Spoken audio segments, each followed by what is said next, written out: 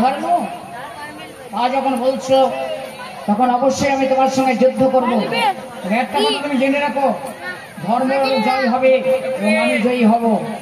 বেশ, তবে দেখে কার বাহুতে কত শক্তি।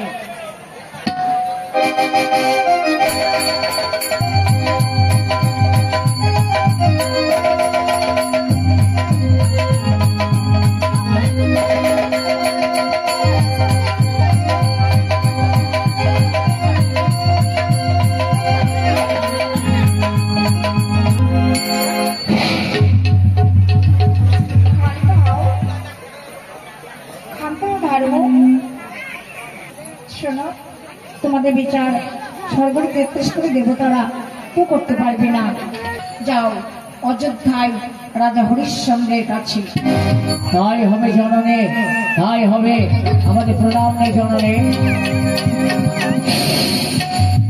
কে তোমরা?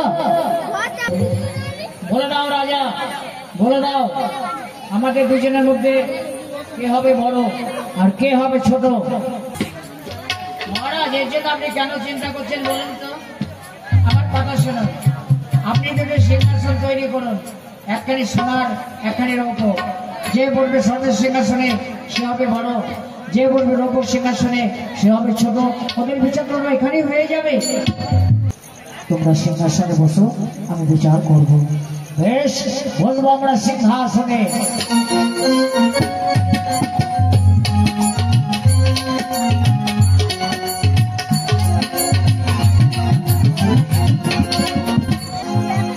সিংহাসনে কিন্তু বিচারটা এখনো পর্যন্ত পেলাম না।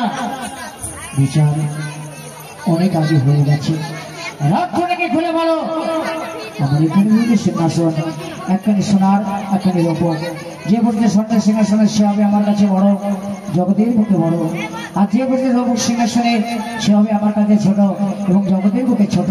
কাপড় উত্তর করে দেখো কে কোন সিংহাসনে বসেছ। তোমাদের বিচার তোমরাই করে নিতে পারবে। দেখি আমি কোন সিংহাসনে বসেছি। স্বর্ণ সিংহাসনে। রাজা আমাকে বড় করেছে। রাজা তোমার জয় হোক, জয় হোক তোমার। যথা ধর্ম তথা জয়। সিংহাসনে রাজা হরিশ্চন্দ্র, আর তুমি ধর্মকে বড় করলে আর আমাকে করলে ছোট। আমি দেখতে চাই ধর্ম কি করে আমার কাছ থেকে তোমাকে রক্ষা করে। আজ থেকে না হোক রাশের কোনো তোমার পশ্চাৎ বিরোধী নাম অনেক বিপদে তোমাকে ধরব। আমি দেখতে চাই ওই ধর্মদের কেমন করে রক্ষা করে আমার কোনো ঘর থেকে আমি এটা করে দেবো।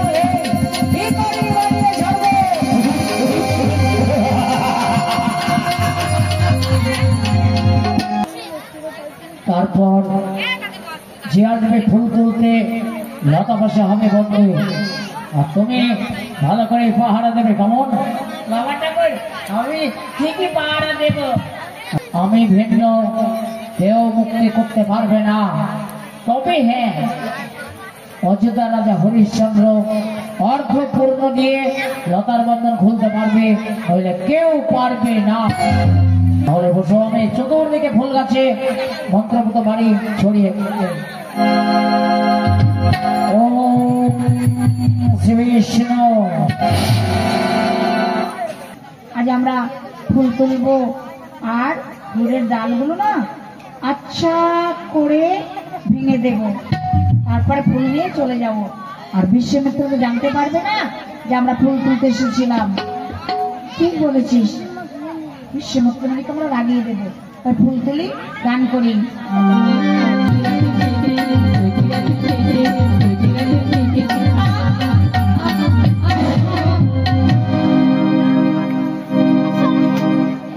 কি হলো রে? আমরা ফুল তুলতে এসে লতা পাশে বন্দী হয়ে গেলাম কেন? আমি অযোধ্যা রাজা হরিশ্চন্দ্র। কিংবা প্রার্থনা তোমাদের? আমরা ফুল তুলতে এসে লতা পাশে বন্দী হয়ে গেছি। আমাদের লতার বন্ধন খুলে দাও, আমরা মুক্তি নিয়ে চলে যাই।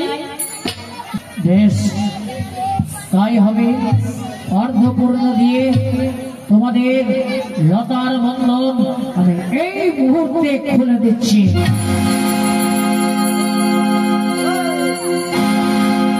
জয় হোক।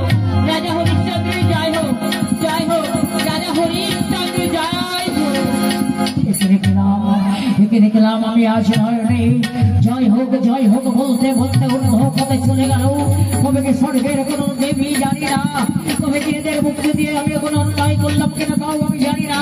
হে ধর্মদেব, হে ধর্মদেব, যদি আমি ভুল করে থাকি আমাকে ক্ষমা করো। শিষ্য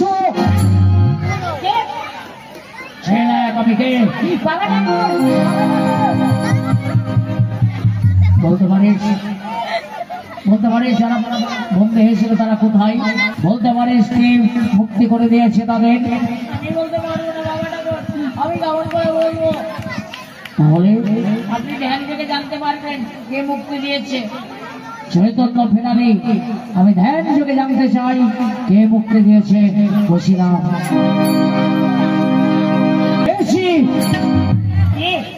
রাজা হরিশ্চন্দ্র। হ্যাঁ হ্যাঁ, সে আমার স্বামীর স্বপ্নকে ভেঙে চুরমার করে দিয়ে গেছে। ভেবেছিলাম নবস্বর্গ ছিটন করিব, তা করতে দিল না। এখনই যাবো অযোধ্যায় রাজা হরিশ্চন্দ্রের কাছে, তার রাজ্য তাকে কেড়ে নেবো, তাকে ভিখারি করে ছাড়বো, তাকে ভিখারি করে ছাড়বো। আমি যেমন করে পারি 70 দিনের মধ্যে আপনার দানের লক্ষ্যে দেবো, কথা দিলাম। আমি চলে যাচ্ছি, যাবার সময় হবে রঘুপতির সাথে দেখা। তারা যদি জিজ্ঞাসা করে কোথায় গেছে আমাদের মহারাজ, তাহলে আপনি বলবেন অনেক দূরে চলে গেছে, আর কোনো দিনের জন্য হয়তো দেখা হবে না, হয়তো কোনো দিনের জন্য দেখা হবে না।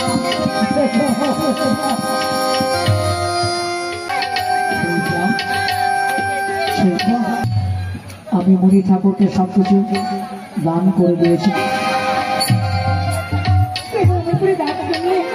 আমাদের রাজ্যটাকে মনে ঠাকুর কৃষিত করার আবদ্ধ করেছিল মনে, আমি কৃষিত করা আবদ্ধ হয়ে মনি ঠাকুরকে কথা দিয়েছিলাম আপনি যা চাইবেন তাই আমি দেবো।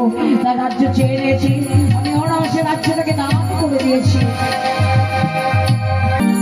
মা, আমি ক্ষুধার জ্বালা সইতে পারছি না, দাও না কিছু খেতে, দাও না। আমার কাছে তো কিছু নেই বাবা, তুমি এখানে ভিক্ষা করো, কত দাতা তোমাকে দান করবি। একটি পয়সা শূন্য হাতি দাও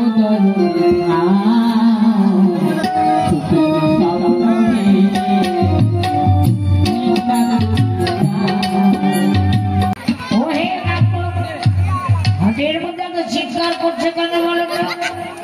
আমি কিন্তু কাছে বিক্রি করবো, আপনি কিনবেন? ওই দেখি দেখি দেখি দেখি দেখি এই যে দেখি না দেখি দেখি, তা মোটামুটি চলে। কত দিতে হবে গো বাপু? বেশি নয়, 7 কোটি সোনা মুদ্রা। শোনো, আমি খুব জোর 4 কোটি সোনা মুদ্রা হয়ে নিতে পারি। সূর্য তোমার আগে ধনের দক্ষিণা দিয়ে ঋণ পরিশোধ হবে। বাকি 3 কোটি সোনা মুদ্রা এখনো আছে।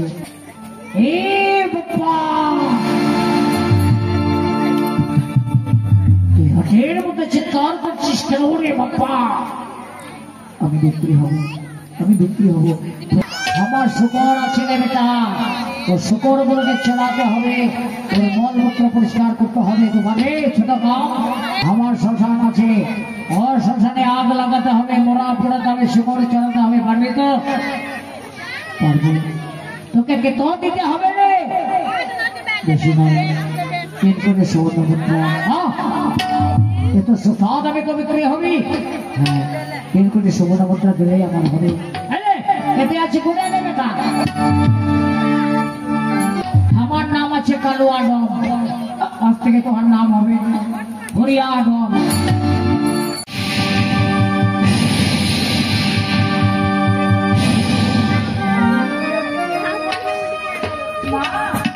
দেখে যাও, আমাকে তো সাপে দংশন করেছে মা।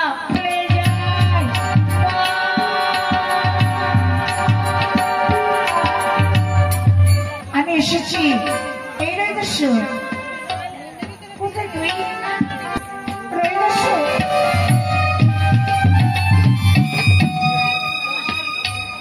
ঘুমিয়ে পড়েছিস বাবা? রইদস্য উঠছে না কেন? সর্বধর্ম নীল দেখাচ্ছে কেন কবি বাছার? তুমি কি নেই?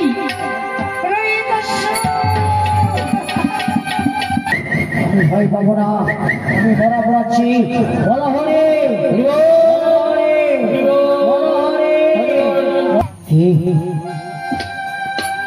কে তুই?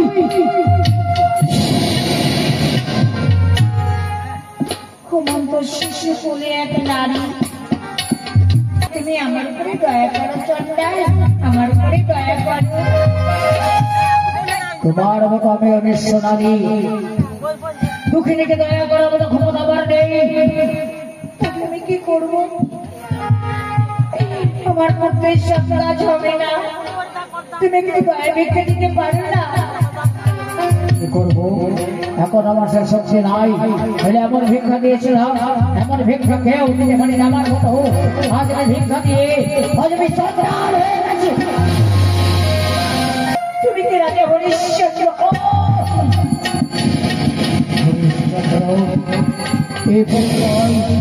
এই পরিচয় আপনাকেও জানে না। তবে কি সেই মা তবে কি এই দস্যু?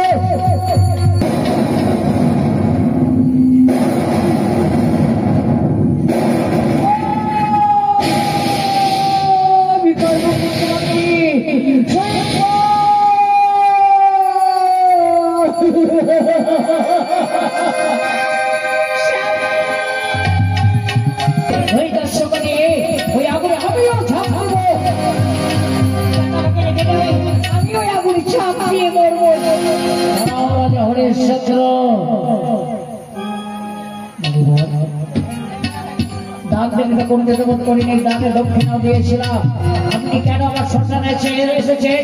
তাহলে দক্ষিণা কিছু বাকি আছে, যদি বাকি থেকে থাকে এই পুনরায় দানের দক্ষিণা। বিষ্ণু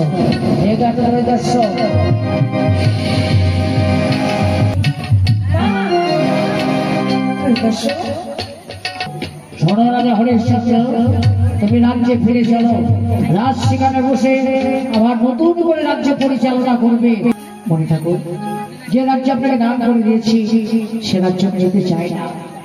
রাজ্য যদি ফিরে দিতে চান, রাজ সিংহাসনে বসাতেই চান, ওই দর্শনে নিয়ে যান, ওকে রাজা করবেন।